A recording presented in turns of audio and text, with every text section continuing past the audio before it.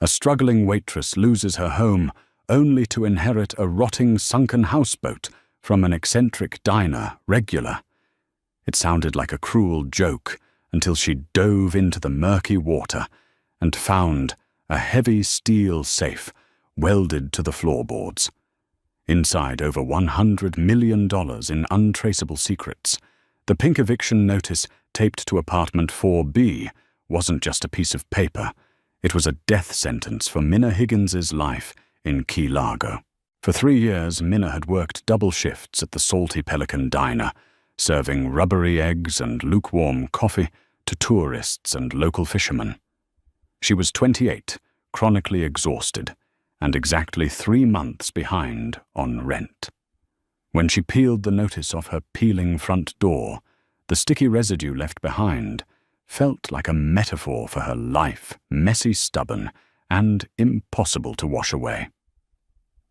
Minna packed her life into 3 trash bags and 2 cardboard boxes.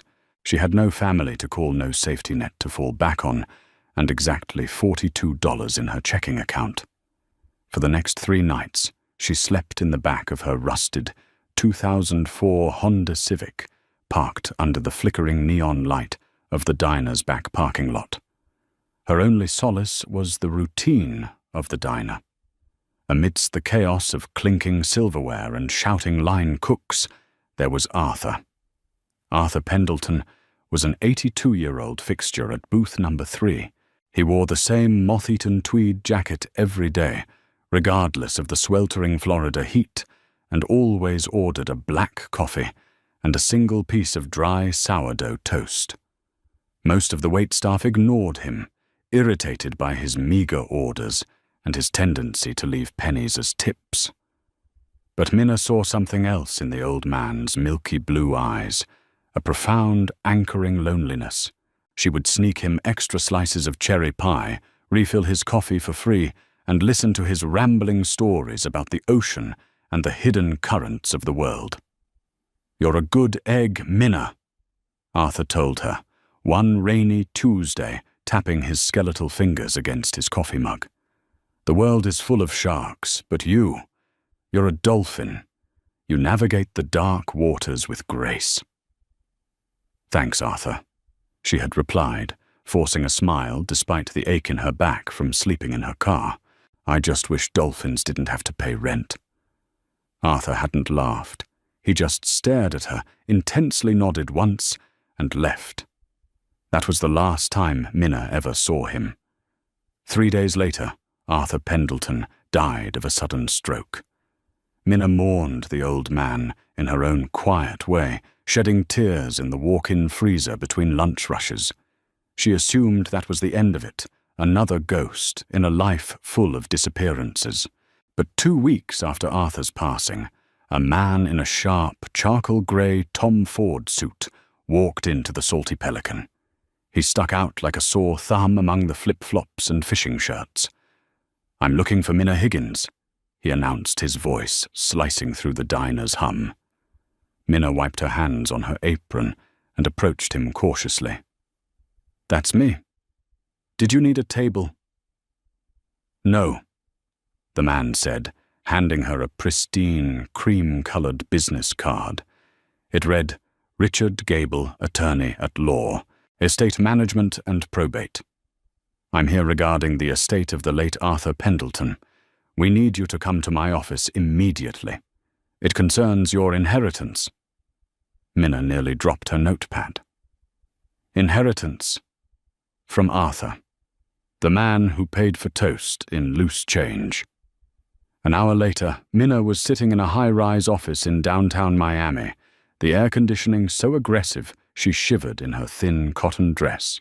Attorney Gable sat across a massive mahogany desk, sliding a thick, leather-bound folder toward her. Mr. Pendleton was not the destitute man he portrayed himself to be. "Ms. Higgins," Gable said, adjusting his wire-rimmed glasses. He was, in fact, a former hedge fund manager and a private investor of considerable wealth. Upon his passing, he left the bulk of his estate, liquid assets, real estate, and trusts to his estranged daughter, Rebecca. Minna swallowed hard. Okay, so why am I here?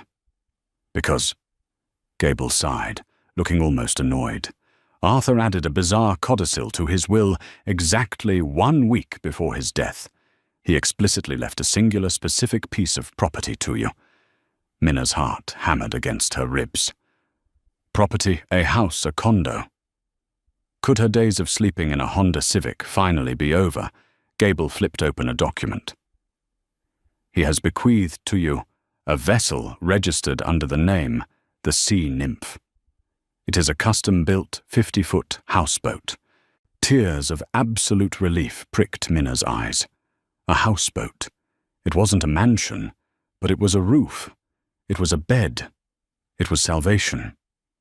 Where is it docked? She asked, her voice trembling. Gable's expression remained entirely flat.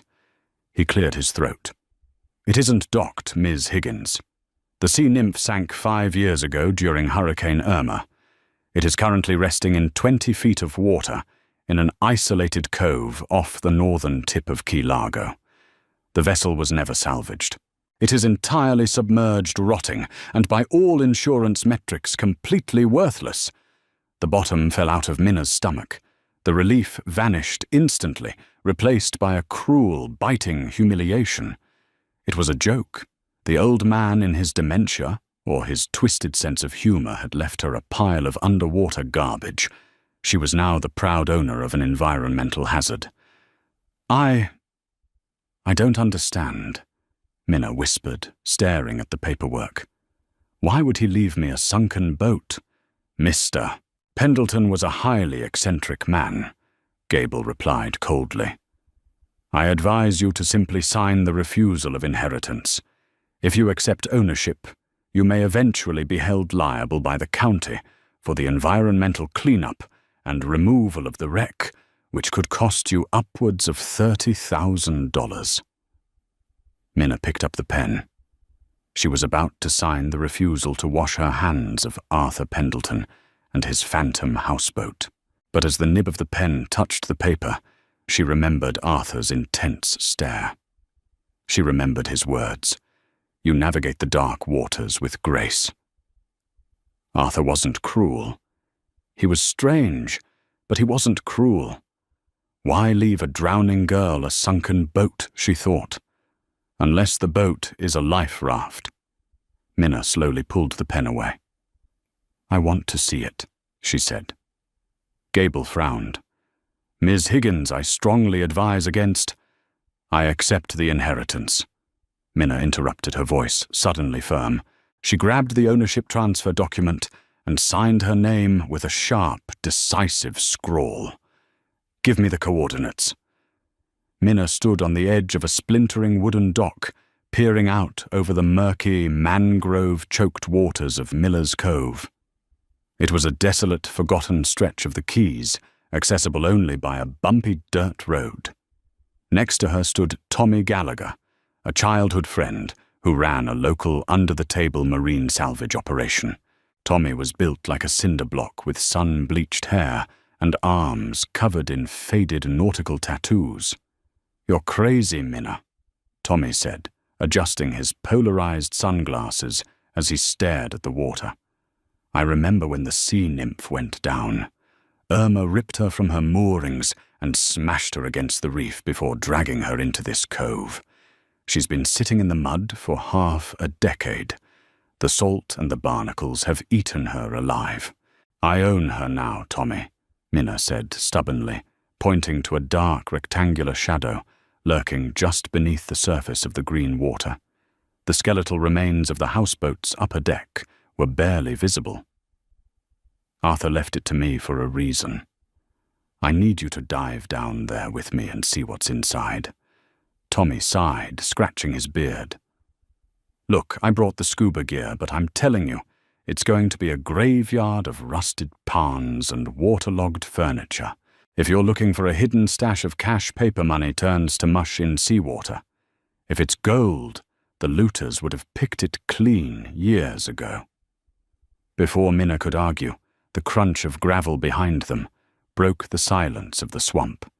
A sleek, black Mercedes G-Wagon rolled to a stop at the edge of the dirt road. The door swung open, and a woman stepped out looking entirely out of place amidst the mud and mosquitoes. She wore oversized designer sunglasses, a crisp white linen suit, and an expression of profound distaste.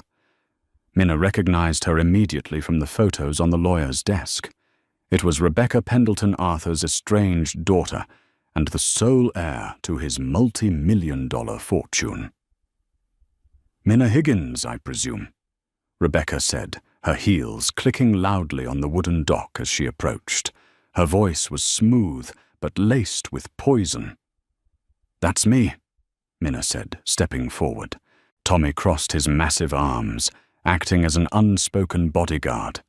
Rebecca stopped a few feet away, taking off her sunglasses to reveal eyes as coldly blue as her father's, but entirely devoid of his warmth.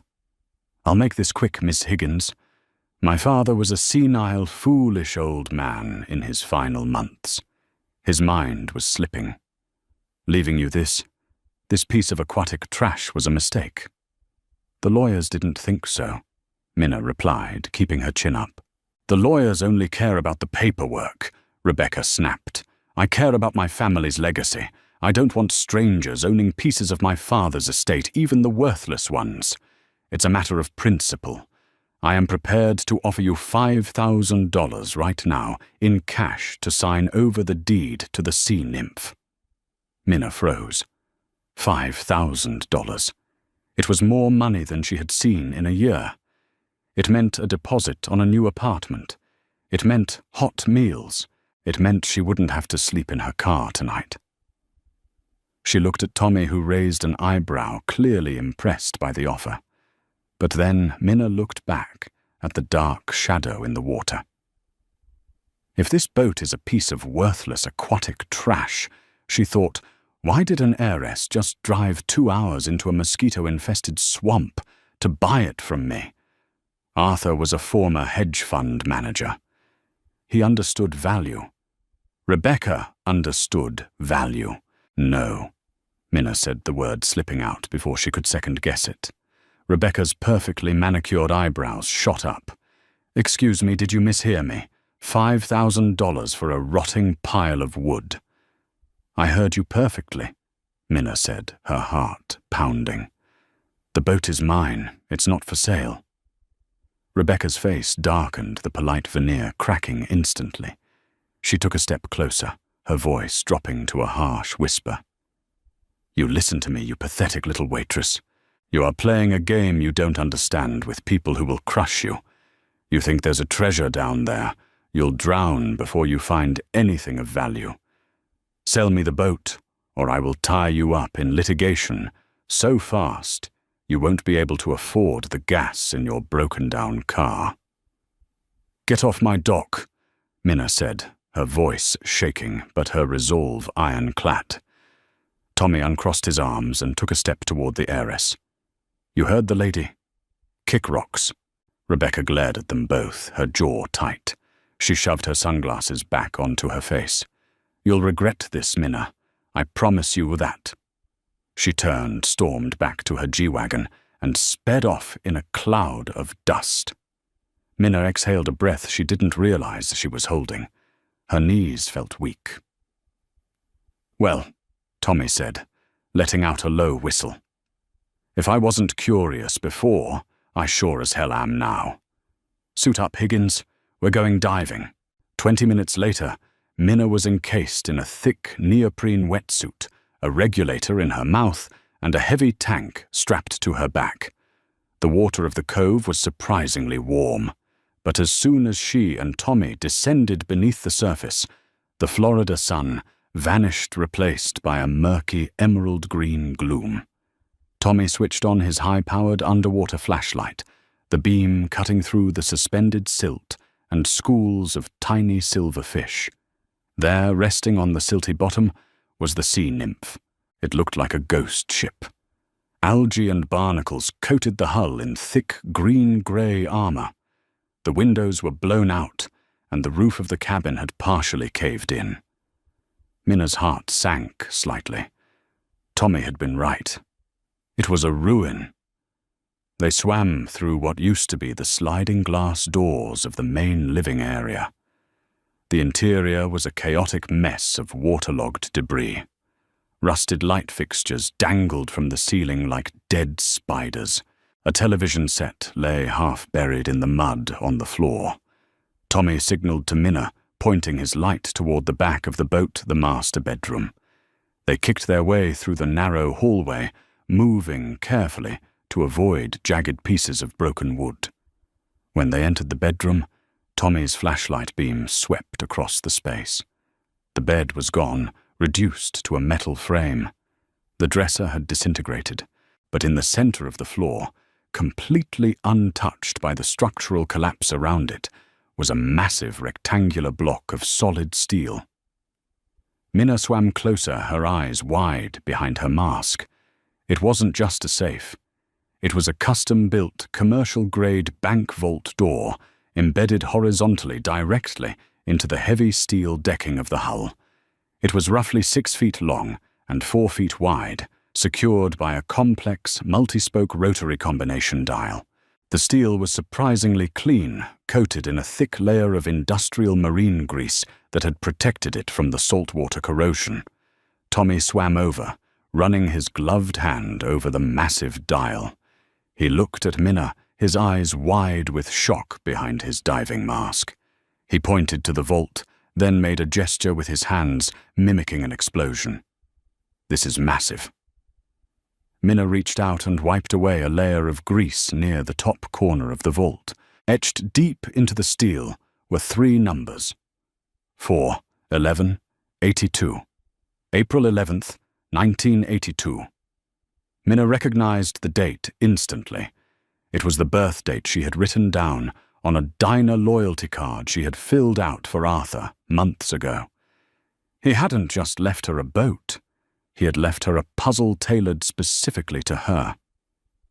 As Minna stared at the vault, a sudden chilling realization washed over her. This boat didn't sink by accident. It was built far too heavily in the hull to be a standard houseboat.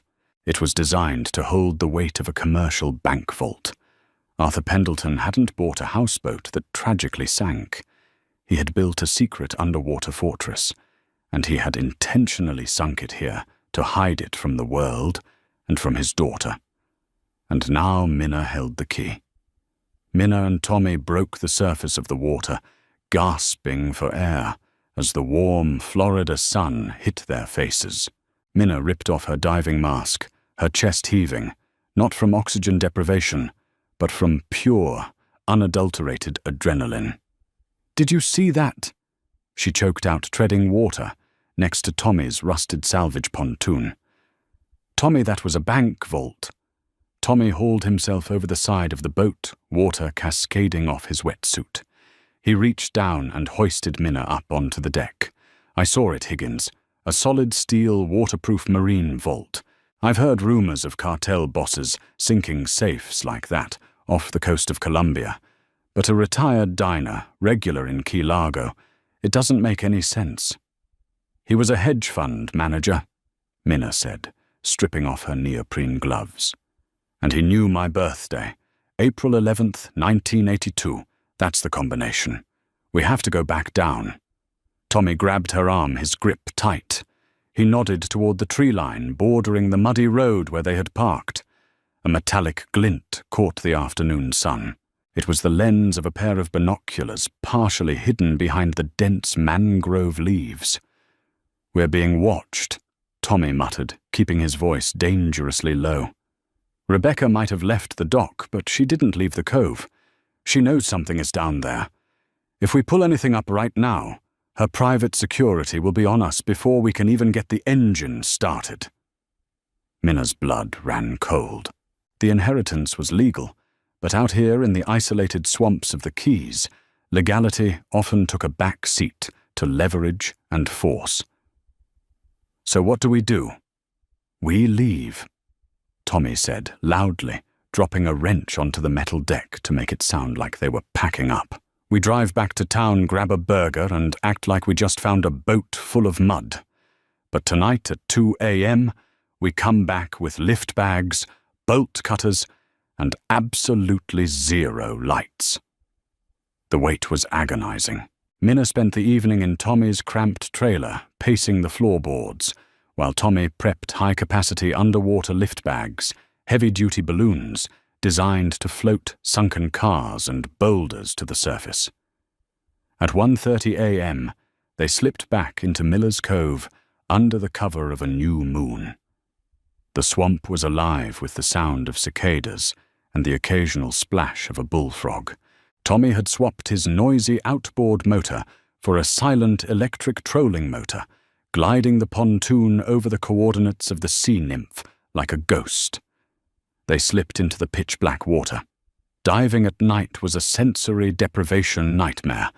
The only illumination was the faint, red-filtered tactical flashlight mounted to Tommy's wrist, casting eerie, blood-colored shadows against the barnacle-encrusted hull of the houseboat. They swam back into the ruined master bedroom. The vault loomed in the red light, an immovable monolith of secrets. Minna positioned herself over the massive rotary dial. Her hands were shaking inside her dive gloves. She cleared the dial, spinning it past 03 times to reset the internal tumblers. Right to 04. She turned the heavy steel wheel. It was sluggish, resisting the water pressure, but the marine grease allowed it to slide into place with a heavy, satisfying thunk that vibrated through the water. Left past 04, stopping on 11. Minna hauled the dial counter clockwise. Her lungs burned. She checked her air pressure gauge. She was burning through her oxygen too fast due to anxiety. Right to 82. She twisted it one final time, the dial locking into place perfectly. Tommy swam up beside her, grabbing the massive locking lever. He braced his boots against the steel floorboards and pulled with all his might. The water around them swirled with disturbed silt. For a terrifying second, nothing happened. Then, with a deep groan that sounded like a dying whale, the internal locking bars retracted. Tommy pulled the lever down. The heavy vault door swung upward on hydraulic hinges. Minna aimed her flashlight inside. She expected to see ruined, soggy paper. Instead, she found a secondary airtight titanium hatch with a simple pressure release valve. Arthur had spared zero expense. Tommy released the valve with a hiss of escaping pressure and popped the inner lid. Inside the dry, pressurized chamber sat 4 identical, waterproof Pelican cases. Working in frantic, practiced unison, Tommy and Minna attached the deflated lift bags to the handles of the heavy cases. Tommy cracked the valve on a small secondary air tank, inflating the canvas bags. One by one, the cases tore free from the vault, shooting upward, toward the surface of the cove like torpedoes. They had done it. Minna had claimed her inheritance. But as they kicked their way toward the surface, a blinding, piercing white light suddenly cut through the black water above them. Minna broke the surface immediately, squinting against the harsh glare of a police-grade searchlight. It wasn't attached to a police boat, however. The light was mounted to the bow of a sleek, black center console speedboat that had silently blockaded Tommy's pontoon. "Well, well," a familiar venomous voice rang out over the water. I knew my father couldn't resist a dramatic gesture, and I knew a desperate waitress couldn't resist taking the bait. Rebecca Pendleton stood at the helm of the speedboat, looking perfectly composed in a dark trench coat. Flanking her were 2 massive men in tactical gear. One of them, a scarred man Rebecca referred to as Carter, leveled a heavy-duty spear gun directly at Tommy's chest. "Get the cases on board," Rebecca ordered her men. "This is piracy." Rebecca Minna shouted, treading water next to the floating Pelican cases. "This boat and everything on it legally belongs to me." "Oh, sweetie, property laws are incredibly fluid out here." Rebecca laughed coldly. My father was hiding offshore assets from the IRS and from my corporate restructuring of his firm. Those cases belong to the Pendleton estate. Now pass them up, or Carter is going to test out his aim. Tommy growled, but Minna placed a hand on his shoulder, shaking her head. She wouldn't let him die for money. Defeated, they pushed the floating cases toward the speedboat. Carter and the other man hauled them onto the pristine teak deck, snapping the heavy latches open. "Let's see what the crazy old man was hiding," Rebecca murmured, stepping forward. Carter flipped the lid of the first case. Even in the harsh glare of the spotlight, the contents were breathtaking. The case was packed to the brim with stacks of high-denomination bearer bonds, completely untraceable financial instruments. The second case held rows of heavy glittering gold bullion. The third contained sealed hardware wallets, undoubtedly loaded with tens of millions in cryptocurrency. Over $100 million in untraceable liquid assets. Rebecca whispered, her eyes wide with greed. The old fool actually did it.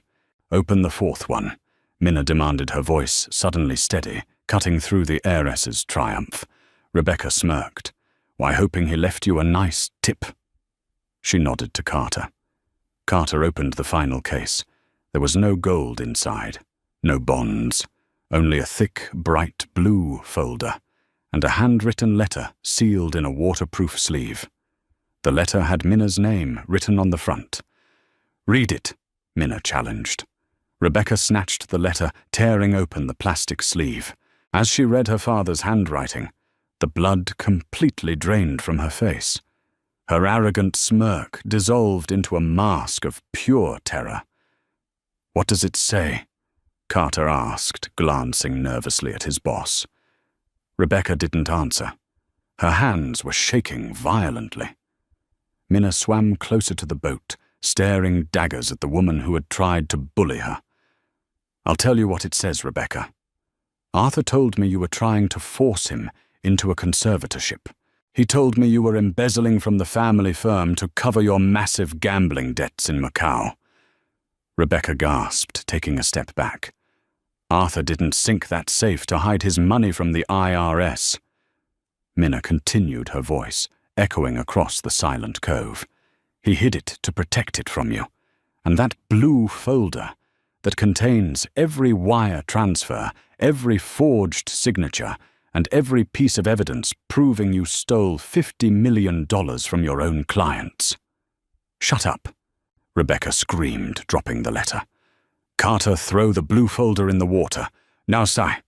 But before Carter could move, the swamp was suddenly illuminated by flashing blue and red lights. Two heavily armed Coast Guard interceptor boats burst from the surrounding mangrove channels, their sirens wailing, completely boxing in Rebecca's speedboat. Tommy let out a booming laugh, slapping the water. "Did you really think we were going to pull up a billionaire's hidden vault without calling in a little insurance? Becky, I've had the Coast Guard on speed dial since 1 a.m. A voice blared over the Coast Guard megaphone. "Cut your engines and step away from the cases. You are surrounded." Rebecca slumped against the console of her boat, the fight completely leaving her body. The inheritance was lost. Her freedom was gone. Arthur Pendleton had orchestrated his final brilliant maneuver from beyond the grave, using a waitress and a sunken boat to trap the daughter who had betrayed him. 3 weeks later, the Salty Pelican diner looked exactly the same, but the atmosphere had entirely changed. Minna Higgins wasn't wearing an apron. She was sitting in booth number 3, Arthur's booth, wearing a tailored sundress, sipping a cup of black coffee. Across from her sat attorney Richard Gable, who looked decidedly more respectful than he had in Miami. "The bearer bonds and the gold have been officially cleared by the probate court. Ms. Higgins," Gable said, sliding a thick stack of finalized paperwork across the table.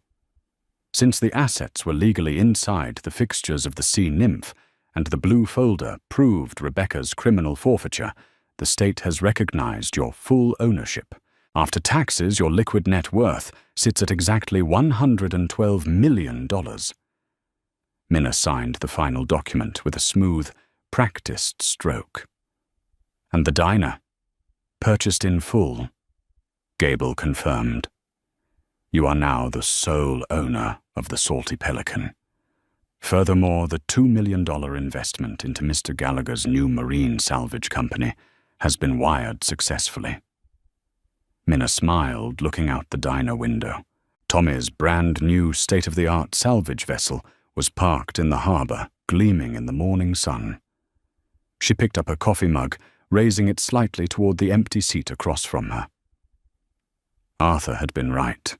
The world was full of sharks, but with a little bit of grace and a sunken steel vault, a dolphin could rule the ocean. Did Minna's incredible journey from an evicted waitress to a multi-millionaire leave you absolutely speechless?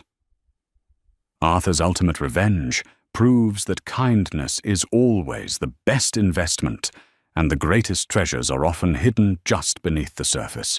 If you loved this thrilling, true-to-life saga of betrayal, mystery, and sweet justice, hit that like button. Right now, don't forget to share this story with your friends and subscribe to our channel for more jaw-dropping dramatic tales.